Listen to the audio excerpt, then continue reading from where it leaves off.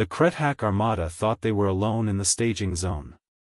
53 warships, including the dreadnought Fist of Dominion, holding position in the emptiness between systems, preparing for what their war marshal called the final cleansing of Sector 7. They had no idea that 200 meters from their flagship starboard hull, close enough to see the heat bloom from their reactor vents with the naked eye, the UHSV Silent Running had been watching them for 3 weeks. Captain Sarah Chen sat in her command chair, breathing recycled air that tasted like copper and fear, watching her tactical display with the patience of a woman who'd spent 21 days playing dead in the void while her ship slowly froze around her. Her exec, Commander Michael Torres, stood beside her, his breath visible in the sub-zero air of the bridge. Outside, somewhere in the black between their hull and the enemy flagship, another 30 liters of coolant drifted away into space, invisible against the cosmic background radiation, keeping their thermal signature exactly matched to the 2.7 Kelvin emptiness around them. How much longer? Torres asked quietly, his voice barely above a whisper despite the vacuum between them and their enemy. Chen checked her chronometer. 40 minutes until their final command briefing. That's when Marshal Vector will have all his senior officers aboard the Fist. That's when we move. She allowed herself a cold smile. They wanted to hunt us. Let's show them what it's like to be prey. The Silent Running wasn't supposed to exist. Officially, the United Human Space Forces had 72 carriers in active service, each one a massive command ship bristling with fighters and missile batteries, designed to project power and intimidate enemy forces. The Krethak intelligence apparatus had catalogued every single one of them, tracked their movements, analyzed their capabilities, and built their entire war strategy around the certainty that human carriers were large, loud, and visible from 100,000 kilometers away. What they didn't know, because no human who'd ever seen the Silent Running had lived to tell anyone outside the program, was that the UHSF had built 13 ghost ships over the past 40 years. Carriers, yes, but carriers designed on a completely different philosophy. No fighters. No point defense networks. No communication arrays broadcasting their presence across a dozen frequencies. Just stealth systems that cost more than a small planet's GDP, antimatter torpedoes that could crack a moon in half, and crews trained to operate in conditions that made deep space EVA look comfortable. Chen had been venting atmosphere for 19 days now, ever since they drifted into detection range of the Krethak staging area. Her crew of 247 had been living in combat suits since day 3, when the temperature dropped below freezing in the habitable sections. They'd been bleeding coolant since day 7, creating a debris field that looked like nothing more than background void. And they'd been sitting 200 meters from the Fist of Dominion for 11 days, close enough that their sensor returns got lost in the larger ship's own electromagnetic hash, a ghost ship playing dead in the shadow of a dreadnought. War Marshal Vector of the Krethak hegemony stood in the command amphitheater of his flagship, surrounded by holographic displays showing the disposition of his fleet. 53 ships. 12 dreadnoughts, 24 heavy cruisers, 17 destroyer-class vessels. Enough firepower to sterilize a dozen worlds. More than enough to finish what the hegemony had started 6 months ago when they'd issued their ultimatum to humanity. Abandon your colonies in Sector 7, or face extermination. The humans, with their typical arrogance, had refused. They'd destroyed 3 Krethak scout fleets, bloodied a battle group at the Proxima engagement, and somehow managed to convince themselves they could fight a war against an empire that spanned 400 star systems. Vector's mandibles clicked with satisfaction. Let them have their little victories. Let them think their primitive kinetic weapons and fusion drives gave them a chance. In 4 hours, his armada would jump to the Tau Ceti system, location of the largest human colony in Sector 7, and they would demonstrate what real military power looked like. The hegemony had been conquering worlds when humanity was still beating rocks together in caves. This would be a teaching moment. A brief, violent lesson in the hierarchy of civilized space. Marshal, his intelligence officer, Keswick, approached with the differential posture of subordination, the final scouts have reported. No human presence within 20 light hours. No gravitic signatures, no electromagnetic emissions above background. The way is clear. Vector gestured approval. Summon all ship commanders to the fist for final briefing. I want them to hear their orders directly, to understand the importance of what we're about to accomplish. This isn't just conquest. This is the moment the humans learn their place. Within minutes, shuttles began moving between the warships, carrying the senior officers of 53 ships to the dreadnought for what would be Vector's final strategic conference. The Krethak believed in hierarchy, in the inspiration that came from seeing one's commander in person, hearing his voice without the filter of communication systems. It was a tradition that went back 10,000 years. It was also, though Vector would never know it, a fatal mistake. Chen watched her tactical display as the shuttles converged on the Fist of Dominion. 12, 15, 23, she counted softly. Torres, are you seeing this? Her exec had his own display, tracking the heat signatures of the small craft as they docked with the dreadnought. They're gathering all senior command in one place. Jesus, Sarah. That's got to be violation of every tactical doctrine ever written. Chen's smile was cold enough to match the temperature in her bridge. Not their doctrine. The Krethak value symbolism over redundancy. They think there's honor in facing your subordinates directly. It makes them predictable. She pulled up the firing solution her weapons officer had been refining for 3 weeks. The silent running carried 32 antimatter torpedoes, each one massing 50 tons, each one capable of accelerating to 0.4 C in under 6 seconds. At 200 meters, flight time would be measured in milliseconds.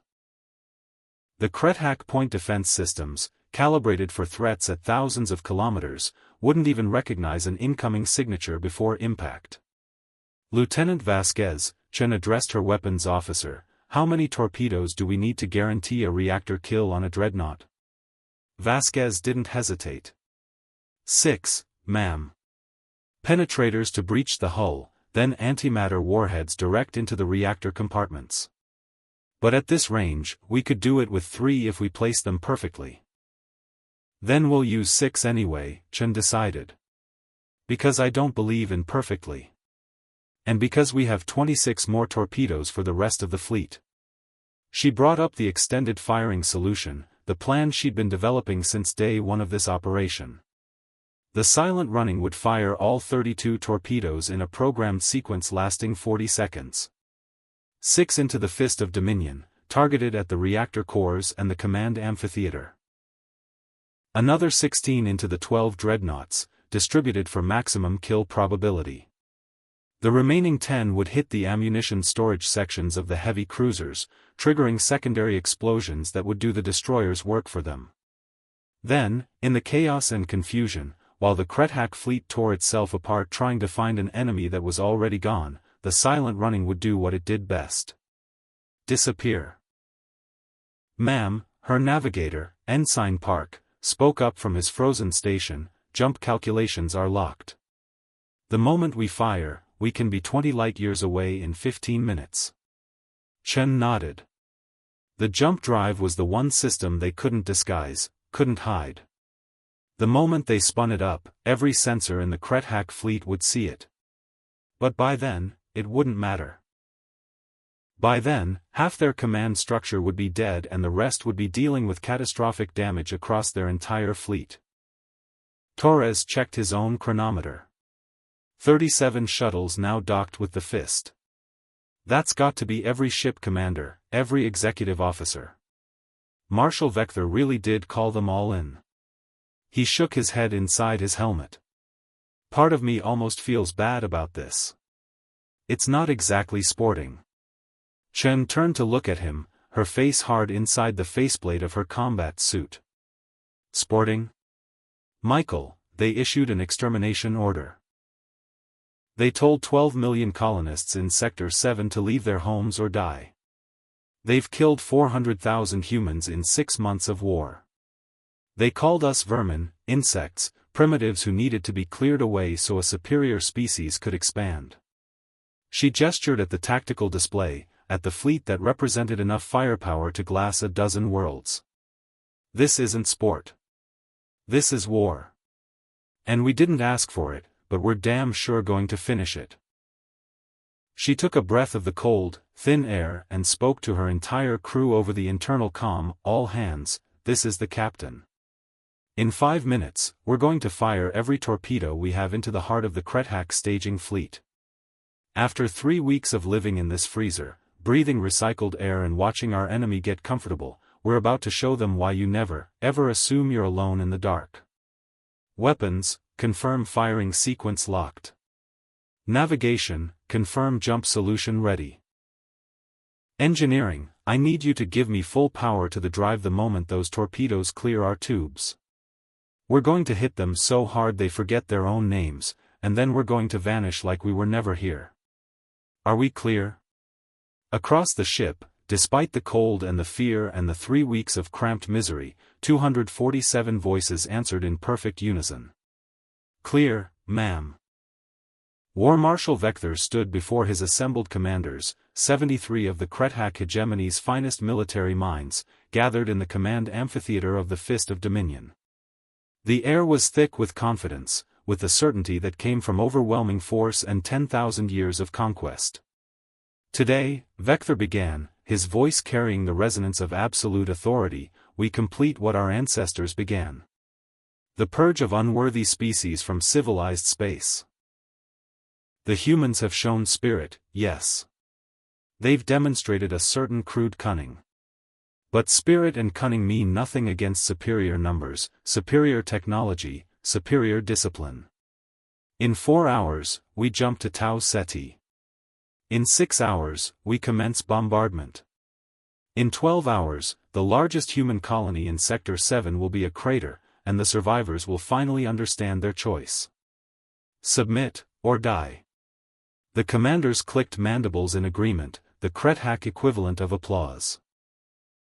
Ship Captain Thress of the dreadnought Eternal Conquest raised a foreclaw. Marshal, intelligence report suggested the humans might attempt to defend Tau Ceti. Should we expect resistance? Vector's laugh was harsh. Let them resist.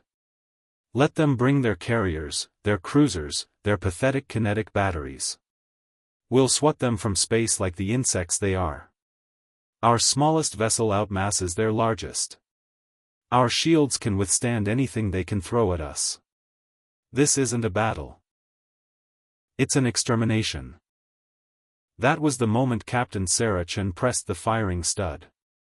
The silent running had been designed for this exact scenario, every system optimized for a single devastating alpha strike from impossible close range. The torpedo tubes were the largest part of the ship, taking up nearly 60% of her internal volume, arranged in 4 batteries of 8 tubes each, positioned to provide overlapping fields of fire. The antimatter torpedoes themselves were marvels of human engineering, the product of decades of secret research and trillions of credits in black-budget funding. Each warhead contained 500 grams of antimatter suspended in magnetic containment, enough to yield an explosion equivalent to 21.5 megatons. The penetrators were depleted uranium penetrators with diamond-hard tips, designed to punch through modern composite armor like it was paper. And the guidance systems were AI-driven, capable of making thousands of course corrections per second, able to identify and target specific sections of enemy ships with surgical precision. All 32 torpedoes left their tubes in a staggered sequence lasting 2.3 seconds. The first 6 were already impacting the Fist of Dominion before Vector even knew he was under attack. The penetrators hit the dreadnought's hull at relative velocity of 120,000 meters per second, creating finger-thin tunnels of superheated plasma that extended hundreds of meters into the ship's interior. The antimatter warheads followed microseconds later, traveling down those same plasma channels, arriving at the reactor compartments with their magnetic containment already failing. When 500 grams of antimatter meets 500 grams of normal matter, the result is total conversion. Mass becomes energy according to Einstein's famous equation. 3 kilograms of matter, converted entirely to energy, releases roughly 64 megatons of explosive force.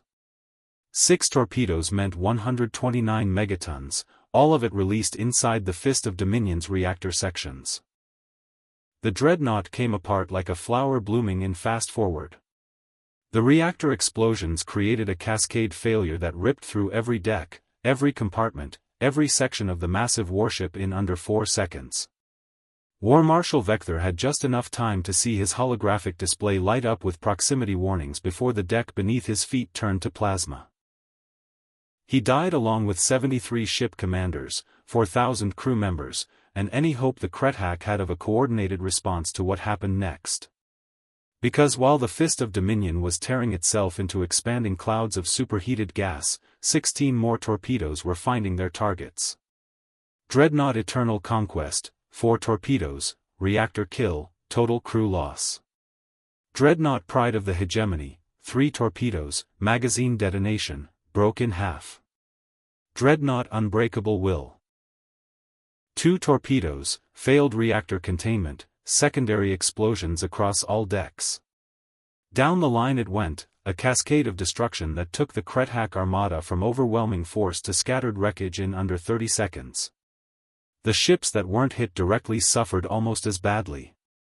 The heavy cruiser Dominance took a torpedo meant for ammunition storage and vanished in a fireball that consumed 3 nearby destroyers. The cruiser Righteous Fury was hit by debris from the exploding Fist of Dominion, massive chunks of hull plating traveling at thousands of meters per second, shredding her forward sections and killing everyone on the bridge. Across the entire staging area, what had been a fleet became a disaster zone. And through it all, the Krethak still didn't know what had hit them. That changed when Lieutenant Vasquez executed the second part of her firing sequence. The silent running carried one more weapon, a directed electromagnetic pulse transmitter designed for a single purpose, psychological warfare. As the last torpedoes impacted their targets, Vasquez activated the transmitter and broadcast a simple message on every Krethak military frequency, text only, repeating every 5 seconds, "You were not alone. You will never be alone. Humanity is watching. Humanity is waiting. Humanity does not forgive." Then the silent running's jump drive spun up to full power, creating a gravitic signature that every surviving Krethak ship detected simultaneously, exactly 200 meters from where the Fist of Dominion used to be. For 5 seconds, before the drive engaged and the ghost ship vanished into jump space, every surviving sensor in the armada was pointed at the spot where a human carrier had been sitting, silent and invisible, for 3 weeks. Where it had watched them, studied them, waited for the perfect moment to strike. Where it had been close enough to count the heat signatures from individual life support systems, close enough to see the welding marks on their hull plates, close enough to kill them all with weapons that had a flight time measured in milliseconds. Then the signature vanished, and the silent running was gone, leaving behind nothing but wreckage, corpses, and the dawning realization that everything the Krethak thought they knew about human capabilities was catastrophically, fatally wrong. Ship Captain Mector of the heavy cruiser Vengeance Unbound was the first to restore some semblance of command structure. His ship had been on the outer edge of the formation, far enough from the initial detonations to avoid the worst of the damage, though close enough that his sensor suite had recorded everything. When he managed to establish contact with the other surviving vessels, he found chaos. Of the 53 ships that had entered the staging area, 27 were completely destroyed. Another 14 were crippled, either from direct torpedo hits or from secondary damage, their reactor cores failing or their life support systems compromised beyond repair. That left 12 ships still capable of combat operations, but 7 of those had lost their commanding officers in the attack on the Fist, leaving executive officers in charge of vessels they weren't fully trained to command. Mector found himself, by virtue of surviving and having the most intact communication system, in command of what remained of the armada. His first action was to order a full sensor sweep of the surrounding space, looking for any sign of the human carrier. His second was to retrieve what data he could from the dying ships, trying to piece together what had happened. The sensor logs told a story that made his blood run cold. The human vessel had been there for weeks. Weeks. Sitting 200 meters from the Fist of Dominion, so close that their thermal signature had been lost in the dreadnought's own heat shadow, so perfectly matched to background radiation that 3 weeks of continuous sensor sweeps had detected nothing. Mekthar pulled up the recording of the torpedo launch, watching it again and again, trying to understand how it was possible. The torpedoes had come from impossible proximity, traveling at velocities that should have triggered every point defense system in the fleet. But the point defense systems were calibrated for threats at range, for missiles and fighters attacking from thousands of kilometers away. Nothing in Krethak tactical doctrine contemplated an enemy ship close enough to physically touch. The penetrators had punched through composite armor that was designed to withstand sustained fire from heavy plasma batteries. The antimatter warheads had delivered pinpoint strikes against the most critical systems on each ship. This wasn't random fire. This was surgical precision, the kind that came from extensive observation and planning. The kind that required knowing exactly where every reactor was positioned, exactly how thick the armor was, exactly which sections contained ammunition or fuel or other volatile materials. The human ship had been watching them, learning their formations, studying their vulnerabilities, for 3 entire weeks. And they'd never known. Mekthar tried to contact Hegemony High Command, to report the disaster, to request reinforcements. The communication arrays on the Vengeance Unbound had been damaged in the cascade of explosions, limiting his range. He'd have to wait until a courier ship could jump to the nearest Krethak outpost. He sent his executive officer to organize rescue operations for the crippled vessels, to try to save what crew they could from ships that were dying slowly in the void. Then he sat in his command chair and stared at the message the humans had broadcast, the words that were now burned into every surviving Krethak's memory: "You were not alone. You will never be alone. Humanity is watching. Humanity is waiting. Humanity does not forgive." 15 light-years away, the UHSV Silent Running dropped out of jump space in a predetermined safe zone, a region of empty space that the UHSF had designated as Rally Point Whisper. Captain Chen ordered her crew to begin atmospheric restoration and warming protocols, bringing the ship back from its frozen state. It would take 6 hours to get the temperature back to normal, another 12 to fully pressurize all compartments, but for now the crew could remove their helmets, could breathe air that didn't taste like fear and copper. Chen herself stayed on the bridge, working with Torres and Vasquez to compile the after-action report. The sensor logs showed 32 torpedo launches, 32 impacts, 27 confirmed kills and 14 probable kills. Every single weapon had found its target. Every single detonation had performed within expected parameters. Best alpha strike in UHSF history, Torres observed, pulling up comparative data from other carrier operations. And we didn't take a single casualty. Not one. Chen nodded, but her expression remained serious. That's because we were lucky. Lucky they followed their doctrine and gathered all their commanders in one place. Lucky we were able to maintain stealth for 3 weeks. Lucky their sensors weren't good enough to spot us. Luck isn't a strategy, Michael. Next time, they'll be ready for this. Vasquez looked up from her weapons console. Next time? Ma'am, we just destroyed half their staging fleet and decapitated their entire command structure. They're not going to want a next time. Chen shook her head. They're Krethak. They've been conquering worlds for 10,000 years. You think one defeat is going to make them give up? No. They're going to come back harder, smarter, angrier. They're going to redesign their sensor suites, change their tactical doctrine, hunt for our ghost ships with everything they have. She brought up the strategic map, showing the disposition of Krethak and human forces across Sector 7. But that's fine. Because we've just bought the colonists at Tau Ceti time.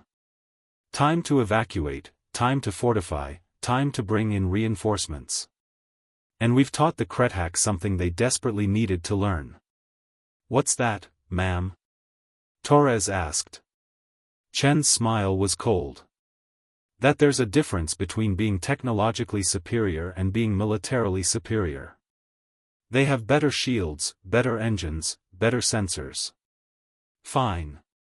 But we have patience. We have creativity. We have the ability to sit in the dark for 3 weeks breathing frozen air and waiting for the perfect moment to strike. And most importantly, we have 13 ghost ships just like this one, scattered across their space, watching and waiting and learning. She stood from her command chair, feeling the warmth starting to return to the bridge as the heating systems came online. Send our report to Fleet Command. Include all sensor data, all tactical analysis, everything. And send a separate message to Admiral Okonkwo. Tell her the operation was a success. Tell her the Krethak now know we can strike from the dark, from ranges they can't defend against, using weapons they didn't know we had. Tell her the rules of engagement have changed. The report reached UHSF headquarters on Luna 3 days later, transmitted through a series of secure relay stations, encrypted with quantum keys that changed every microsecond. Admiral Jessica Okonkwo, Supreme Commander of Human Space Forces, read it in her office overlooking the Mare Serenitatis, the gray lunar plane stretching out beneath the armored transparencies of the command complex. She'd known about the ghost ship program from its inception, had been one of 3 flag officers who'd authorized the construction of the Silent Running and her 12 sister ships. She'd hand-picked Captain Chen for the mission, had reviewed the operational parameters personally, had given the final authorization for what everyone involved knew was essentially a suicide mission. The fact that Chen and her crew had not only survived but had achieved beyond every projected outcome made Okonkwo allow herself a rare smile. 27 Krethak ships destroyed. The enemy armada's command structure obliterated. The planned attack on Tau Ceti disrupted, possibly cancelled entirely. And all of it achieved by a single carrier that the Krethak still didn't know existed. The psychological impact alone was worth a dozen conventional victories. Right now, every Krethak ship in Sector 7 was running continuous sensor sweeps, looking for ghosts in the dark, wondering if there was a human carrier sitting 200 meters away, invisible and deadly. The paranoia alone would degrade their operational effectiveness by a measurable percentage. But Okonkwo was a strategist who thought in terms of campaigns, not battles. One ghost ship strike was a victory. What she needed was a strategy to exploit that victory, to turn the Krethak's new fear into a decisive advantage. She pulled up the disposition of the other 12 ghost ships. UHSV Silent Watch was currently trailing a Krethak supply convoy in Sector 4, had been following them for 6 weeks, learning their routes and schedules. UHSV Phantom Blade was positioned in deep space near the Krethak home system, observing fleet movements and collecting intelligence. UHSV Shadow Strike was lurking near a major shipyard, counting production rates and identifying vulnerabilities. Each ship was a strategic asset worth its weight in antimatter, but Okonkwo knew she couldn't deploy them all in direct combat roles. The moment the Krethak realized humanity had multiple ghost ships, they'd adapt, would develop countermeasures, would change their entire military doctrine. The ghost ships were most valuable as an unknown quantity, a threat the enemy couldn't quantify or defend against. So she'd use them sparingly, precisely, in situations where the impact would be maximum and the revelation minimal. But the Silent Running success had given her another idea, one that was both audacious and potentially war-ending. She brought up the intelligence assessment of Krethak leadership, specifically the Supreme Council that ruled the hegemony from their fortress world of Krethikan Prime. The Krethak were a hierarchical species with a rigid command structure. The Supreme Council consisted of 12 Grand Marshals, each one commanding a sector fleet, each one with absolute authority over military and civilian operations in their assigned region. They met in person once every Galactic Standard year, gathering at Krethikan Prime for a conclave that lasted 10 days, making decisions that would affect the hegemony for the next 12 months. The next conclave was scheduled to begin in 43 days. All 12 Grand Marshals, in one place, at one time. The implications were obvious. One ghost ship, positioned correctly, at the right moment, could decapitate the entire Krethak leadership in a single strike. It would be the ultimate special operations mission, requiring perfect timing, perfect positioning, and a crew willing to operate in the most heavily defended star system in the hegemony. The probability of success was low. The probability of survival was lower. But if it worked, if a single human carrier could reach Krethakan Prime undetected and eliminate the Supreme Council, the entire Krethak war machine would collapse into factional fighting and chaos. It would be a war-winning move. Okonkwo sat at her desk for an hour, running simulations, analyzing probabilities, considering alternatives. Then she composed a priority message to Captain Sarah Chen, report to Luna upon completion of refit and crew recovery. New operational parameters require discussion. Highest classification. Immediate priority. She encrypted the message, sent it, and then stared out at the lunar plane, wondering if she was about to send 247 good people to their deaths in pursuit of a strategy that might save millions. Back on the silent running, now fully warmed and pressurized, the crew was going through what the UHSF Medical Corps called Thermal Recovery Protocol, basically a fancy term for taking hot showers, drinking warm beverages, and sleeping in beds that didn't require survival suits.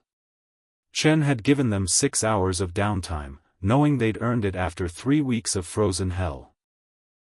She'd also authorized the ship's galley to break out the good coffee, the real stuff from Earth, not the recycled synthetic they usually drank. Small luxuries, but important for morale. Lieutenant Commander Sandra Hayes, the ship's chief engineer, found Chen in the captain's ready room, nursing a cup of that precious coffee and reviewing damage reports. "Captain, I've completed the assessment.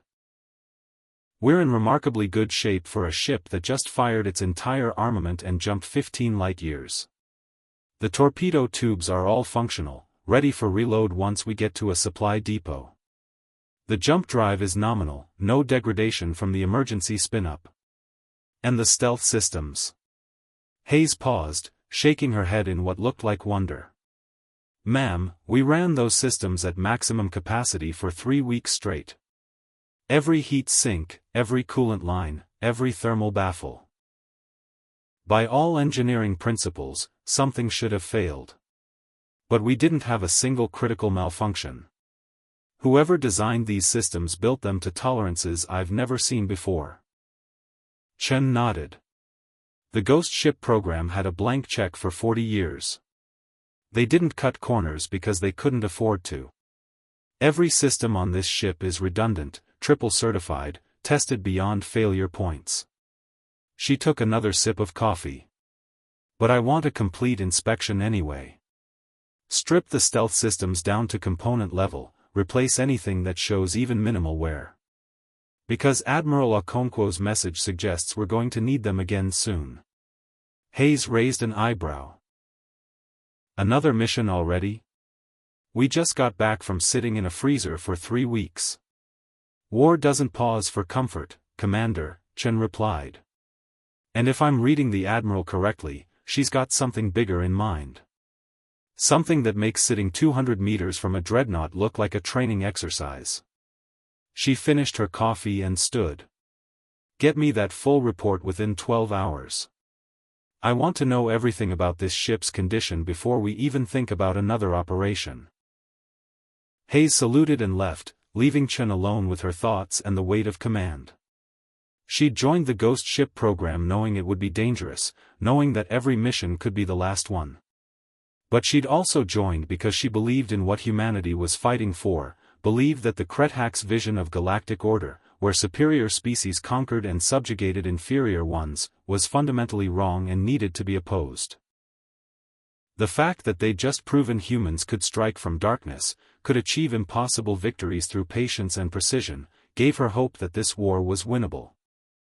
3 days later, the silent running docked at UHSF Station Whisper, one of 12 secret resupply bases scattered across human space, each one designed to service the ghost ships. The station wasn't even on official fleet registries.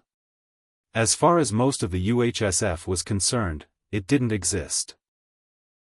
But for the crews of the 13 ghost ships, Station Whisper and its 11 sister stations were home, the only places they could resupply, rearm, and interact with other humans who understood what they did. Chen met with the station commander, Captain Howard Chen, no relation despite the shared surname, and authorized a full weapons reload and systems refit. The silent running took on 32 new antimatter torpedoes, each one handcrafted in the station's secure fabrication bays, each one representing years of research and enough explosive power to level a small city. The crew got 72 hours of shore leave, though shore in this case meant the cramped habitation modules of a secret station in deep space. Still, it was gravity, it was warm, and it was social interaction with people who didn't have to wear survival suits. Small luxuries.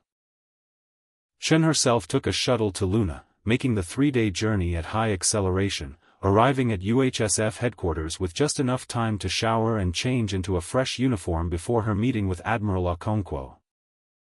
The Admiral's office was understated, functional, decorated with only a few mementos from a career that spanned 40 years and 3 wars. Okonkwo herself was in her mid-60s, her hair silver, her dark skin lined with the marks of hard decisions and harder losses. But her eyes were sharp, missing nothing, and when she looked at Chen there was an assessment happening at multiple levels. Captain Chen. Congratulations on a successful operation. 27 confirmed kills, 14 probable. Complete decapitation of enemy command structure. And not a single casualty on your side. It's the kind of victory that makes admirals look good. Chen remained at attention. Thank you, ma'am. My crew performed flawlessly. I've read the reports. 3 weeks in a frozen ship, breathing recycled air, maintaining perfect operational security while sitting 200 meters from an enemy dreadnought. That's not just performance, Captain. That's dedication bordering on fanaticism. Which is exactly what I need for what I'm about to propose. Okonkwo gestured to a chair, and Chen sat, her military bearing relaxing slightly but not entirely. The Admiral brought up a holographic display, showing the Krethak home system of Krethikan Prime. In 40 days, the Krethak Supreme Council is holding their annual conclave. All 12 Grand Marshals, gathered in one place for 10 days of strategic planning. It's the most important military gathering in the hegemony, and it happens on the most heavily defended world in their space. The display zoomed in, showing the orbital defenses around Krethikan Prime. 47 defense stations. 16 dreadnoughts on permanent patrol. Hundreds of fighters and interceptors. Sensor networks that overlapped 3 times over. Minefields. Automated weapons platforms. Everything the Krethak could throw at protecting their leadership, concentrated in one system. Chen studied the display for a long moment. You want the silent running to infiltrate that system and eliminate the Supreme Council. It wasn't a question. Okonkwo nodded. The window of opportunity is narrow. The Grand Marshals arrive over a 3-day period, and they depart over a similar timeline. But for 6 days in the middle, all 12 of them are on the planet's surface, in the Council Fortress, planning the next year of the war. 6 days when a single, well-placed strike could end this conflict. She brought up the intelligence assessment, the data that had taken decades to accumulate. We know the Council Fortress has minimal orbital defense. The Krethak assume the system defenses are sufficient. We know the building itself has conventional shielding, not military grade. And we know from intercepted communications that the marshals don't wear personal protection during conclave sessions. They consider it a sign of weakness, of not trusting their subordinates. Chen absorbed the information, her tactical mind already working through possibilities and problems. Ma'am, getting into the system undetected would require passing through at least 3 layers of sensor coverage. The silent running is good, but those networks are designed to catch everything from stealth fighters to cosmic debris. That's why you'd be going in with help, Okonkwo replied.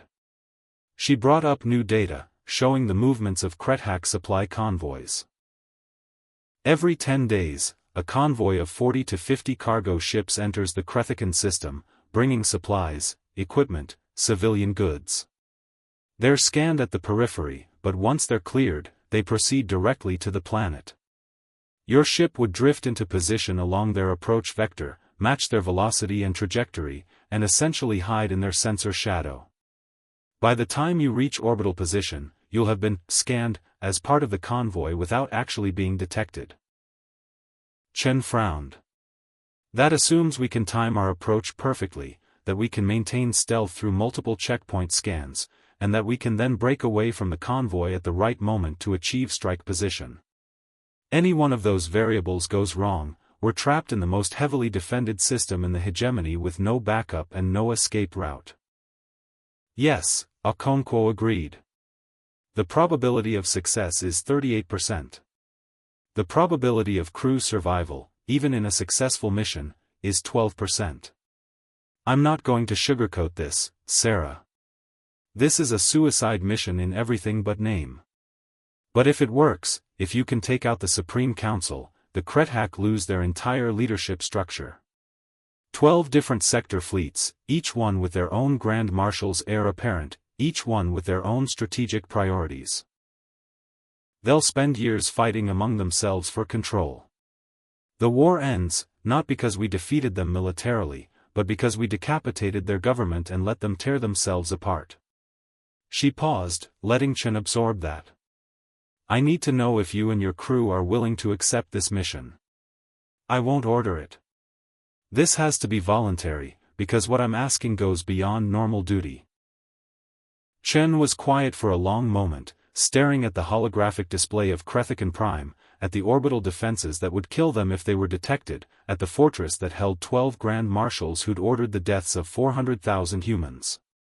She thought about the colonists at Tau Ceti, the millions of people living under the threat of Krethak bombardment. She thought about her crew, 247 people who'd just spent 3 weeks in frozen hell and had volunteered to do it again if needed. And she thought about what victory actually meant, about whether the conventional war of fleet engagements and planetary bombardments could actually be won, or whether they needed to think asymmetrically, to use the advantages they had, stealth and patience and precision, to achieve what conventional forces couldn't. I'll need to brief my crew, she said finally. Give them the full picture, the real odds. If they're willing, if they vote to accept the mission, then the silent running is yours. Okonkwo nodded. That's all I ask. You have 72 hours to make the decision. If you decline, there's no shame in it. We'll find another way to fight this war. But if you accept... She stood, moving to the window overlooking the lunar plain. If you accept, and if you succeed, 247 people will have changed the course of galactic history. Your names will never be in the official records, because the ghost ship program will remain classified for the next century. But every human alive will owe their freedom to what you accomplished. Chen stood as well, saluted, and left the office with the weight of an impossible decision pressing down on her shoulders. Back on the silent running, she called an all-hands meeting in the largest available space, the hangar bay that normally would have held fighters if this were a conventional carrier. Instead, it was largely empty, just storage containers and maintenance equipment, enough room for 247 people to gather and hear what their captain had to say. Chen stood on a cargo container, looking out at the faces of her crew. 3 weeks ago, they'd been strangers, people drawn from different ships and different specialties, brought together for a mission that most of them hadn't fully understood. Now, after 3 weeks in frozen darkness followed by a perfect alpha strike, they were a unit. They trusted each other and they trusted her. I've just come from a meeting with Admiral Okonkwo, Chen began, her voice carrying across the bay. She's offered us another mission. I'm going to give you the full briefing, including the real probability numbers, and then we're going to vote on whether to accept. Because this one is different. This one is everything we did at the staging area, but harder, more dangerous, and with odds that honestly suck. She brought up the holographic display, showing Krethikan Prime and its defenses. For the next 30 minutes, she walked them through the entire operational plan, holding nothing back. The convoy approach. The multiple sensor checkpoints. The need to maintain perfect stealth through one of the most heavily monitored star systems in the hegemony. The strike on the Council Fortress. The escape window, which relied on chaos and confusion to mask their jump signature. And the numbers: 38% chance of success, 12% chance of survival even if successful. When she finished, the hangar bay was silent. These were professional military personnel, people who understood risk and probability, who'd all volunteered for the Ghost Ship program knowing it was dangerous. But there was a difference between dangerous and suicidal, and this mission was definitely on the far side of that line. Lieutenant Commander Torres was the first to speak. "Ma'am, just to be clear. We're talking about infiltrating the enemy capital system, eliminating their entire leadership, and escaping from what will be the most alert and aggressive defense network in the galaxy. And our chance of living through it is about 1 in 8. That's correct," Chen confirmed. "Those are the real numbers, based on simulation and analysis. I won't lie to you and say it's better than it is."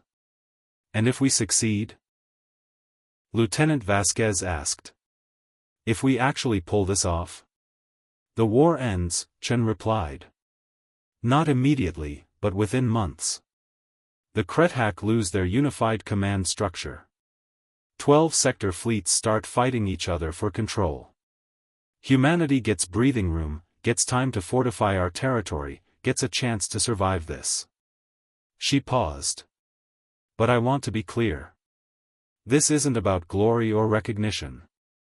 The Ghost Ship program stays classified for the next 100 years. If we die on this mission, our families will be told we died in a training accident. If we succeed, we go back to being ghosts, invisible and unacknowledged. The only reward is knowing we made a difference."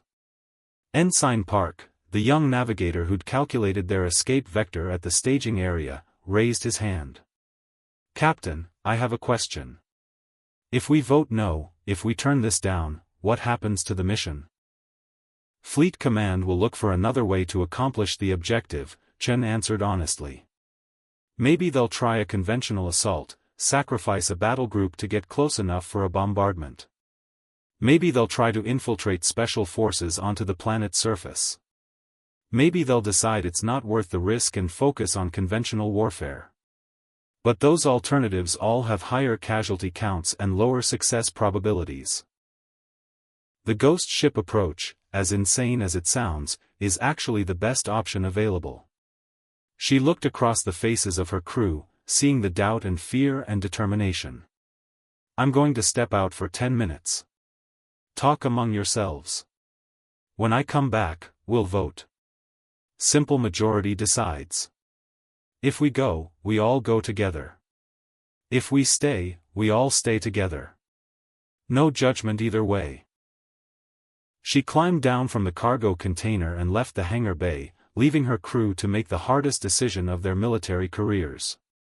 In the corridor outside, she found Torres waiting for her. "You know they're going to vote yes," he said quietly. 3 weeks in a frozen ship, breathing recycled air, sitting 200 meters from a dreadnought.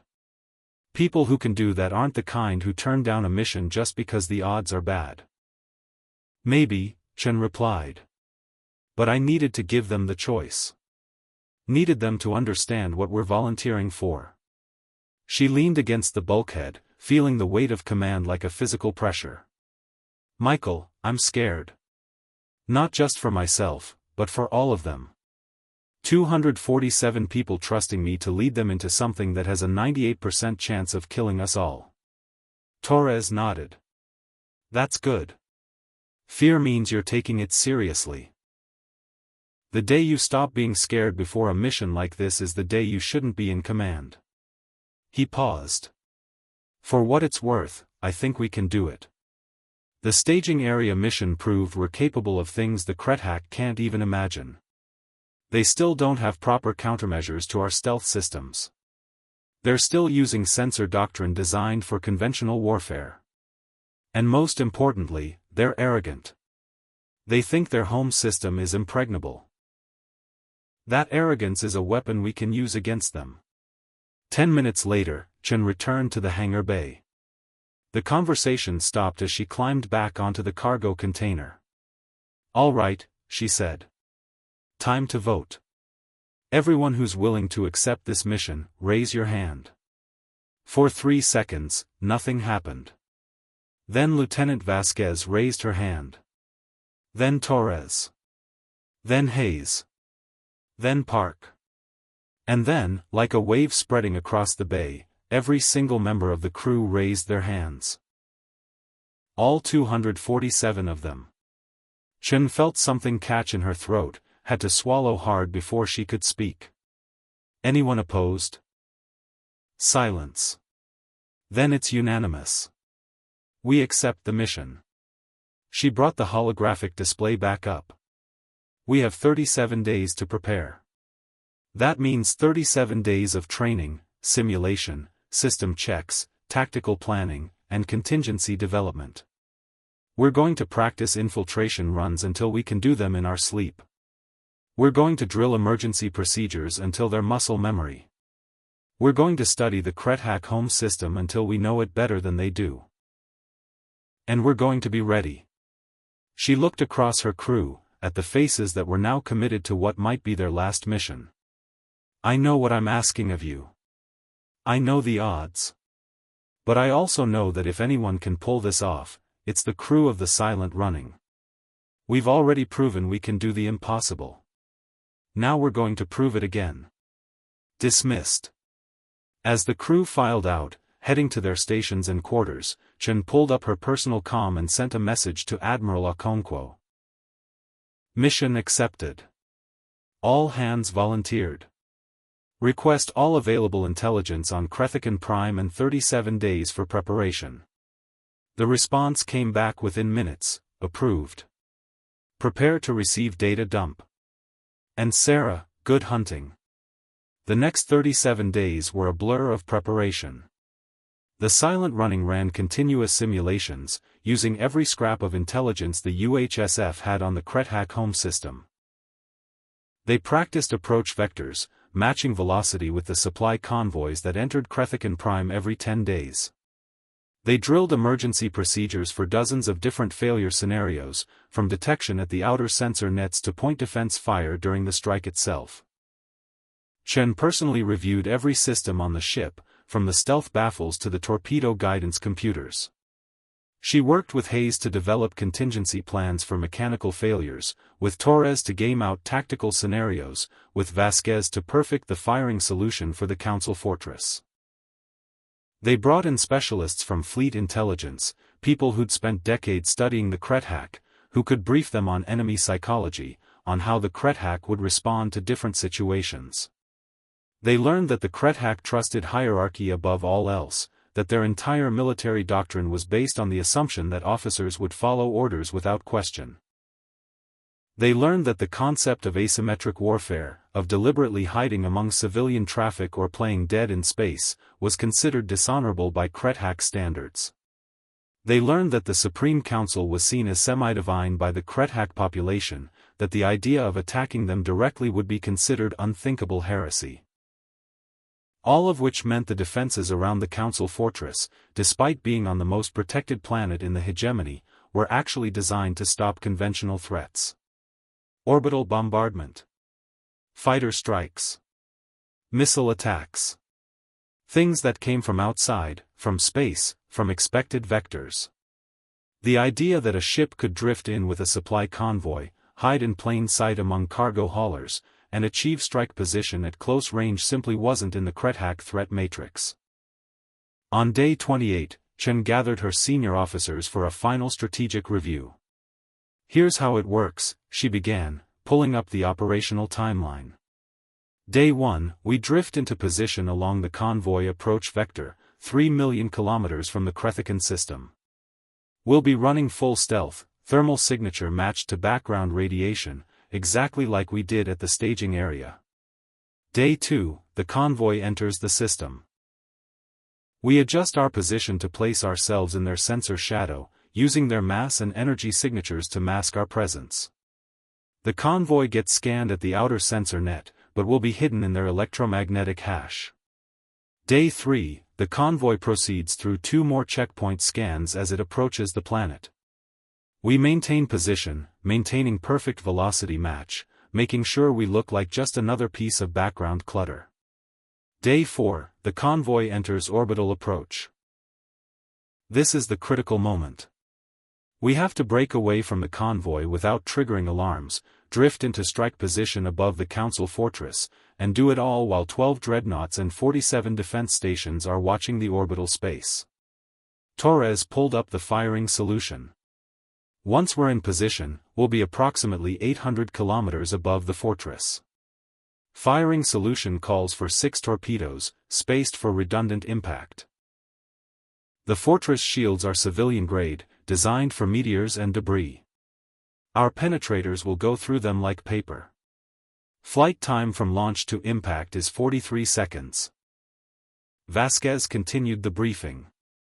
The moment we launch, every sensor in the system lights us up. We'll have about 90 seconds before the first defense platforms can retarget and fire. The dreadnoughts will need closer to 4 minutes to lock targeting solutions. That's our window. Launch torpedoes, confirm impact, spin up the jump drive, and get out. And if something goes wrong? Chen asked, playing devil's advocate. If we're detected at the outer sensor net? If the convoy approach doesn't work? If the firing solution fails? Hayes answered. If we're detected early, we abort and jump immediately. The mission fails, but we survive to fight another day. If we're detected during orbital approach but before we're in strike position, we launch everything we have at whatever targets present themselves and jump. We don't get the council, but we do damage. If we're detected after launch but before impact, we jump immediately and hope the chaos covers our exit. And if the torpedoes fail to destroy the fortress? She paused. We have one backup option. The silent running itself. This ship masses 40,000 tons. At orbital velocity, that's a kinetic energy of roughly 120 megatons. If the torpedoes fail, we point the ship at the fortress and evacuate the crew to the escape pods. Chen nodded slowly. Let's call that Plan Z, shall we? Because I'd really prefer everyone survive this.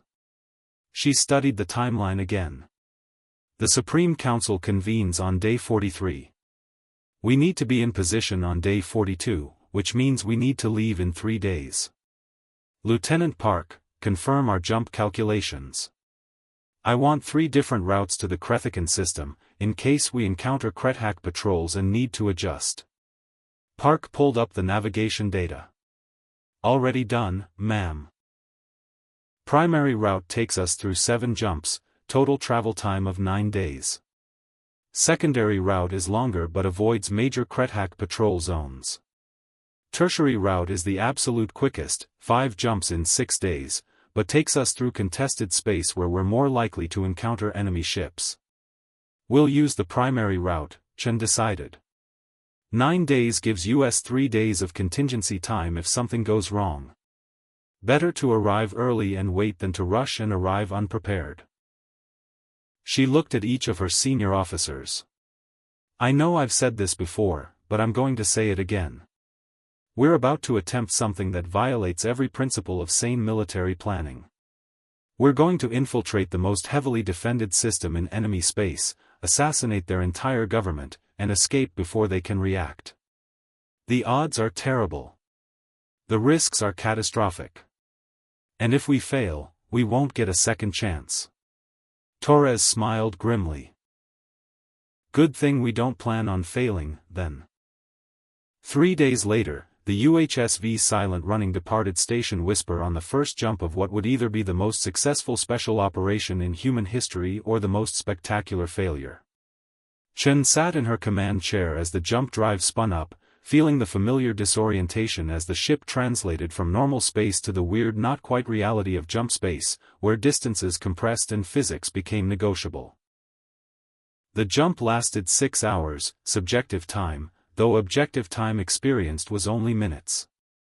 When they dropped back into normal space, Park immediately ran a location check, confirming they'd arrived exactly where intended, with no deviation or drift.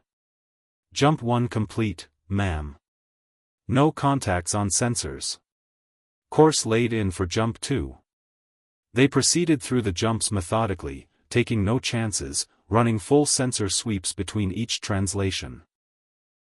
On Jump 4, they detected a Krethak patrol vessel 800,000 kilometers off their projected course, close enough to be concerning but not close enough to detect the silent running's ghost signature. On Jump 6, they passed within 50,000 kilometers of what looked like a battle site, debris from human and Krethak ships scattered across a sphere of space, silent testimony to an engagement that had happened weeks or months ago. Each jump brought them closer to Krethakan Prime, closer to the moment when they'd have to perform perfectly or die trying. On Day 9, they completed the final jump, arriving at the designated position 3 million kilometers from the Krethak home system. Chen immediately ordered stealth protocols activated, bringing the ship into the same frozen, silent configuration they'd used at the staging area. The crew donned combat suits. The temperature dropped. The atmosphere vented slowly into space, creating the same invisible cloud of gas that matched their signature to background radiation. And then they waited. The supply convoy was due to arrive in 43 hours. Until then, the silent running would drift in the void, another piece of cosmic debris in a universe full of debris, invisible and patient. Chen used the time to review the firing solution one more time, checking and rechecking the calculations. 6 torpedoes. 43 seconds flight time. Penetrators first, then antimatter warheads into the Council Fortress itself. She'd studied the intelligence photos of the fortress, a massive structure that housed the Supreme Council, their staff, their security forces. Several thousand Krethak would die in the strike, not just the 12 Grand Marshals. Chen had made her peace with that. This was war. The Krethak had killed 400,000 humans without hesitation, had issued extermination orders for entire colonial populations. If several thousand enemy personnel died to end this conflict and prevent millions more deaths, that was a trade she could live with. At hour 42, their sensors detected the convoy. 53 cargo ships, each one massing between 20,000 and 100,000 tons, carrying everything from food to equipment to luxury goods for the Krethak homeworld. The convoy was traveling at 0.02 c, standard approach velocity for civilian traffic. Chen ordered Navigator Park to adjust their position, drifting the silent running into the perfect spot in the convoy's sensor shadow. It was delicate work, requiring minute thruster adjustments, constant calculation of relative velocities. Too close and they'd risk collision. Too far and they'd be visible on the convoy's sensors. Park worked with the precision of a surgeon, making adjustments measured in meters per second, bringing the ghost ship into position 8,000 meters behind and slightly below the largest cargo hauler, a position where their thermal signature would be lost in the larger ship's drive wash. Position optimal, ma'am, Park reported. We're locked in their shadow. At hour 44, the convoy reached the outer sensor net of the Krethakan system. This was the first critical moment, when the Krethak defense forces would scan every ship in the convoy, checking manifests, looking for anomalies. Chen watched her display as the sensor sweeps washed over them, powerful electromagnetic pulses that would illuminate anything with a signature different from background radiation. But the silent running had been designed for exactly this scenario, every system optimized to absorb or deflect sensor energy. The sweeps passed over them, found nothing but what looked like trace cosmic rays, and moved on. Outer net cleared, Torres reported quietly. Convoy is proceeding to checkpoint 2. The next 30 hours were an exercise in patience and precision as the convoy slowly moved deeper into the Krethak home system, passing through 2 more sensor checkpoints, each one more sophisticated than the last. Each time, the silent running relied on its position in the cargo hauler's shadow, on its perfect thermal match to background radiation, on the Krethak assumption that nothing dangerous could hide among civilian traffic. And each time, the sweeps passed over them and found nothing. On hour 74, the convoy entered orbital approach to Krethakan Prime. Chen could see the planet on her display now, a world that would have been beautiful under other circumstances. Blue oceans, green continents, white ice caps. 3 moons. And surrounding it all, the most impressive defense network she'd ever seen. 47 orbital defense platforms, each one massing more than a cruiser, each one capable of tracking and destroying hundreds of targets simultaneously. 16 dreadnoughts in various orbital configurations, their sensors constantly sweeping space. Hundreds of fighters patrolling in set patterns. Minefields marking the approaches to key orbital positions. And above it all, the communication traffic, thousands of ships and stations and facilities all chattering on military and civilian frequencies, creating an electromagnetic environment so dense that finding a single ghost ship would be like finding a specific grain of sand on a beach. "This is it," Chen said to her crew. "In 5 minutes, we break from the convoy and drift into strike position. Everyone know their jobs?" Across the ship, 247 people confirmed readiness. Weapons hot. Guidance systems locked. Jump drive at standby. Emergency procedures reviewed and ready. Chen took a breath of cold air and gave the order. "Navigator, break from convoy. Drift to strike position, minimal thrust, no emissions. Weapons, prepare firing solution. We launch in 35 minutes. Park made the smallest possible thrust adjustment, using reaction control jets that vented already cold gas, moving the Silent running away from the cargo hauler's shadow and toward a position 800 kilometers above the Council Fortress. It took 28 minutes to reach optimal position, 28 minutes of drifting through the most heavily monitored orbital space in the hegemony, relying entirely on stealth systems to keep them invisible. Chen watched the countdown timer, watched the dreadnoughts continuing their patrols, watched the defense platforms tracking everything except the ghost ship that was right under their metaphorical noses. At T-7 minutes, Vasquez reported final firing solution locked. Council Fortress centered in targeting reticle. Wind effects negligible.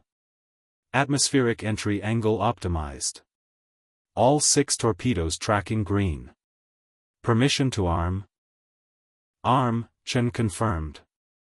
Across the ship, the torpedoes received their final instructions, their AI guidance systems calculating atmospheric entry vectors, preparing for the moment when they transition from vacuum to atmosphere at hypersonic velocities. At T-3 minutes, Hayes reported jump drive at full standby. Coordinates locked. We can translate in 15 seconds from your mark. At T-1 minute, Chen opened a ship-wide channel. All hands, this is the captain. In 60 seconds, we fire. In 100 seconds, we jump. And somewhere in between, we change the course of history. It's been an honor serving with all of you. She closed the channel and focused on the countdown. 30 seconds. 20. 10.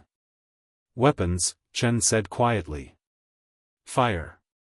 6 antimatter torpedoes left their tubes in a staggered launch pattern designed to overwhelm any possible point defense. The penetrators ignited, accelerating the weapons to hypersonic velocities, pushing them toward the atmosphere of Krethakan Prime at speeds that would make them impossible to track, impossible to intercept. Flight time, 43 seconds. For those 43 seconds, the Silent running was the most visible ship in the star system. The torpedo launches created signatures that lit up every sensor for 1,000,000 kilometers, announcing their presence, their position, their hostile intent. The Krethak responded exactly as Chen had predicted, with chaos and confusion. Defense platforms tried to track the incoming weapons but couldn't lock on fast enough.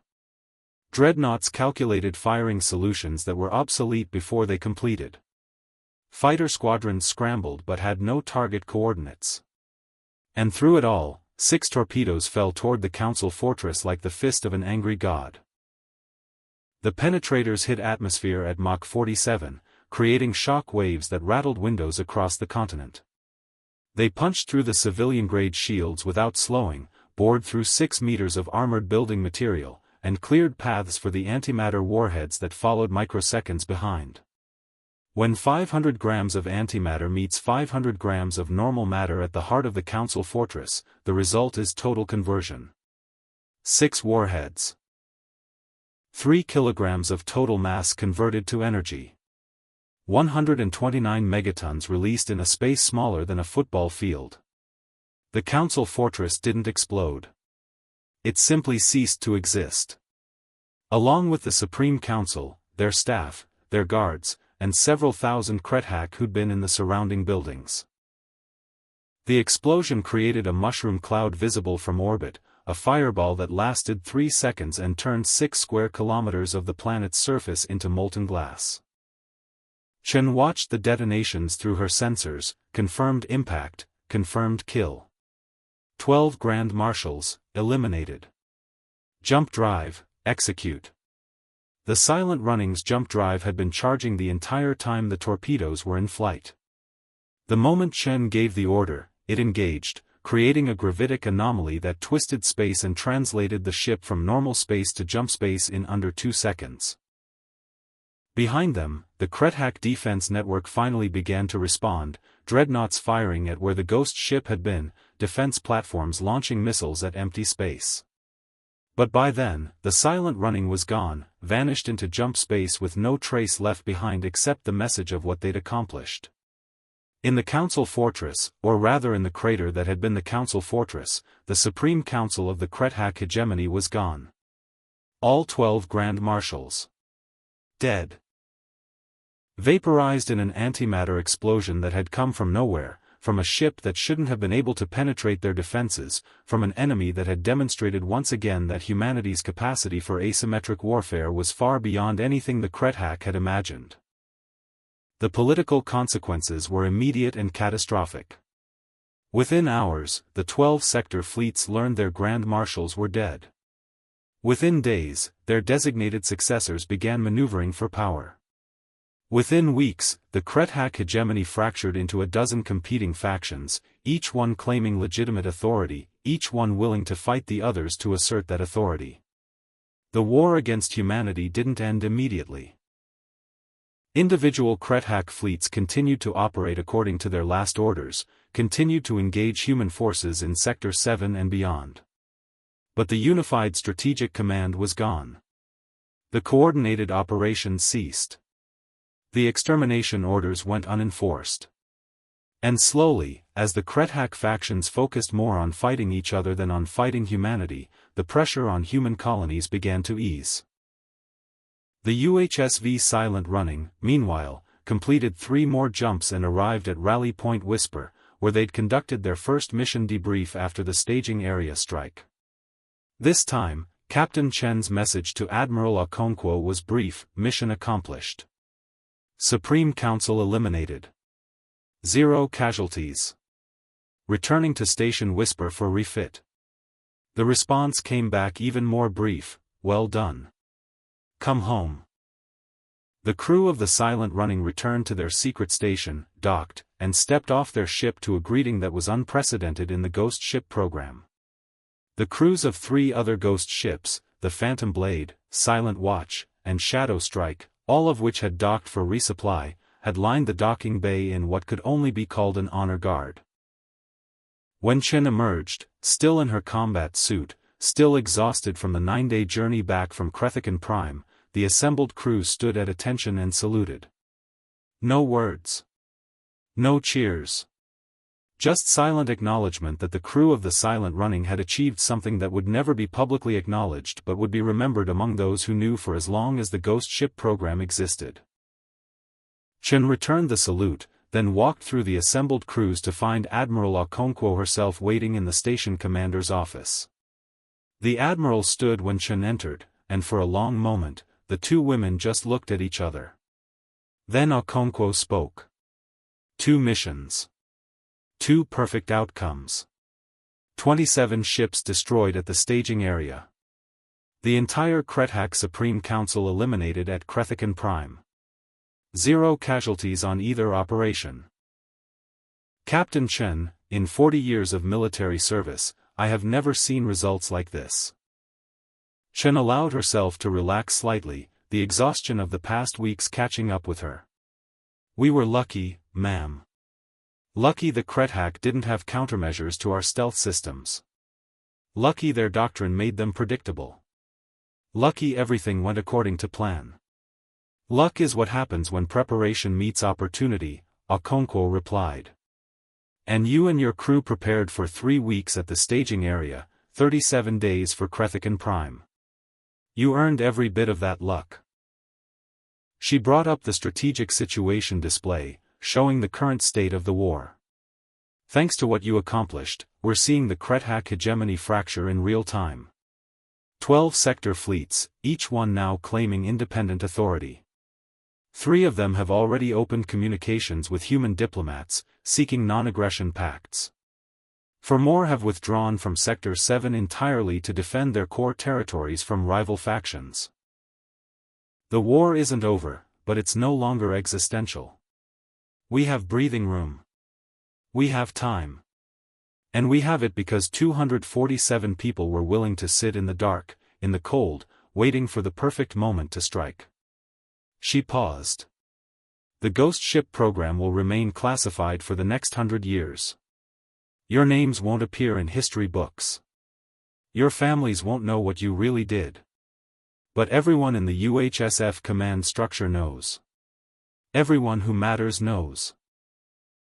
And when the war finally ends, when the treaties are signed and the borders are settled, it'll be because of what you accomplished. Chen nodded slowly. What happens now, ma'am? Do we go back out? Are there more missions? Okonkwo shook her head. Not for the silent running, not for a while. We need to preserve the mystique, the fear factor. The Krethak still don't know how many ghost ships we have.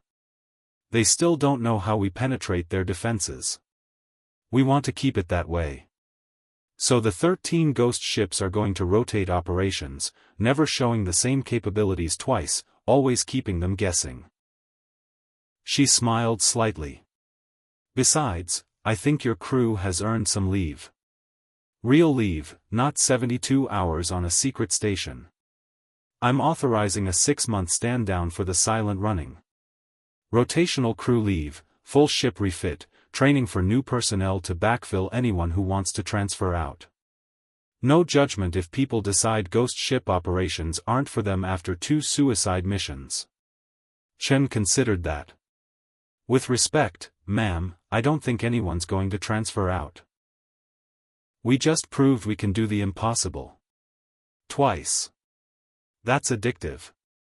She paused. But I'll take the leave.